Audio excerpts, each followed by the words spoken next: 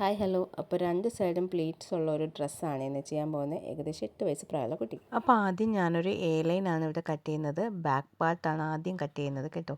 അപ്പോൾ ഷോൾഡർ ഞാനിവിടെ 6 എടുത്തിട്ടുണ്ട്, താഴേക്കും 6 എടുത്തു. എന്നിട്ട് ഇനി നമ്മൾ ചെസ്റ്റ് മെഷർമെൻ്റ് ആണ് ചെയ്യുന്നത്. അതിൻ്റെ ഫോമുല ഞാൻ എപ്പോഴും പറയാറുണ്ട്, നമ്മുടെ chest measurement divided by 4 plus നമ്മുടെ സീം അലവൻസ് എത്രയാണോ വേണ്ടത് അത്രയും. ഇവിടെ ഞാൻ 2 സീം അലവൻസ് എടുത്തേക്കുന്നത്. മൊത്തം ഒപ്പം ഞാനവിടെ 8 എടുത്തിട്ടുണ്ട്. ഇനി താഴോട്ടും ഞാൻ അതേപോലെ 8 തന്നെയാണ് എടുത്തേക്കുന്നത്. വേസ്റ്റിൻ്റെ മെഷർമെൻറ്റാണ് 8 എടുത്തേക്കുന്നത്. പിന്നെ ഫുൾ ലെങ്ത്ത് ഞാൻ ഈ എയർലൈൻ്റെ ഫുൾ ലെങ്ത്തായിട്ട് ഇവിടെ എടുത്തേക്കുന്നത് 32 ഇഞ്ചസ് ആണ്.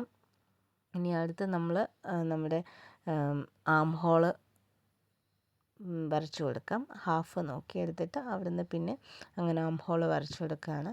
എ ലൈന് നമ്മൾ സാധാരണ എ ലൈൻ ചെയ്യുന്നത് പോലെ തന്നെ ഡ്രോ ചെയ്ത് കൊടുത്തേക്കുവാണ് ചെയ്യുന്നത്. നേരത്തെ കാണിച്ചതിൽ കറക്റ്റായിട്ട് ഫുൾ ലെങ്ത്ത് കണ്ടിട്ടുണ്ടാവില്ല. അതായത് ഇതുപോലെ 32 ആണ് ഞാൻ എടുത്തേക്കുന്നത്. എന്നിട്ട് നമ്മൾ മാർക്ക് ചെയ്തിട്ട് അറ്റത്തൊരു ചെറിയൊരു കേവ് നമ്മളെപ്പോഴും അടിയിൽ കൊടുക്കുന്ന പോലെ ഒരു ചെറിയൊരു കേവും കൂടി കൊടുക്കുക. എന്നിട്ട് നമ്മൾ നമ്മുടെ ഈ A line first back part cut ചെയ്ത് മാറ്റാം.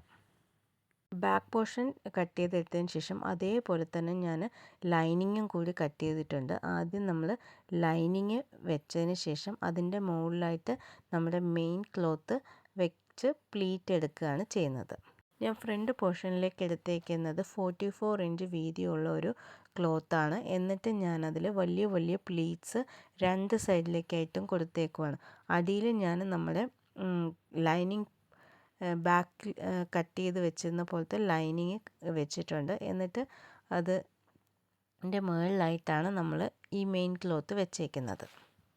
പറഞ്ഞത് മനസ്സിലായോ എന്നറിയില്ല, അതുകൊണ്ടാണ് മെയിൻ ക്ലോത്തിൻ്റെ മുകളിൽ കൂടി നമ്മുടേതായി ഈ ലൈനിങ് ക്ലോത്തും കൂടി വെച്ച് കാണിച്ചത്. എന്നിട്ട് ഇതുപോലെ ഞാനൊരു സ്ക്വയർ നെക്കാണ് കൊടുത്തേക്കുന്നത്. ലൈനിങ് മുകളിൽ വെച്ച് ഞാൻ ക്യാൻവാസ് യൂസ് ചെയ്തിട്ടില്ല, അല്ലാതെ സിമ്പിളായിട്ട് ഒരു നെക്കാണ് ചെയ്തത്. അപ്പോൾ നമ്മളിത് ഇതുപോലെ സ്ക്വയറിൽ നെക്ക് സ്റ്റിച്ച് ചെയ്തെടുത്തു. ഇനി നമുക്കിതിന് എല്ലായിടത്തും കട്ട് ചെയ്തെടുക്കാം. അതുപോലെ സ്ലീവിൻ്റെ അവിടെയും സ്റ്റിച്ച് ചെയ്തിട്ടുണ്ട്. അപ്പോൾ സ്റ്റിച്ചസ് ഒന്നും പുറത്ത് കാണില്ല, സ്ലീവ്ലെസ് ആയതുകൊണ്ട് ഈസിയാണ്. പിന്നെ ഇനി എല്ലാ സ്റ്റിച്ചസും അങ്ങ് ക്ലോസ് ചെയ്ത് ഫിനിഷ് ചെയ്യാം. അപ്പോൾ ഇതാണ് നമ്മുടെ ഡ്രസ്സിൻ്റെ ഫൈനൽ ലുക്ക് എന്ന് പറയുന്നത്.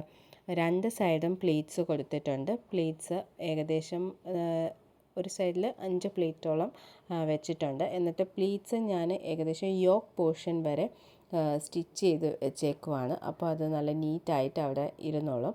താഴോട്ടേക്ക് സ്റ്റിച്ച് ചെയ്തിട്ടില്ല.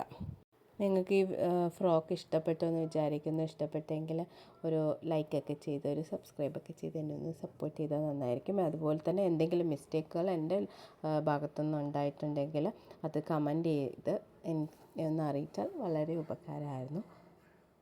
അപ്പോൾ അടുത്തൊരു വീഡിയോ ആയിട്ട് പെട്ടെന്ന് തന്നെ വരാം. എൻ്റെ ഈ വീഡിയോ ക്ഷമയോടെ കണ്ടിരുന്നതിന് എല്ലാവർക്കും താങ്ക് യു സോ മച്ച്.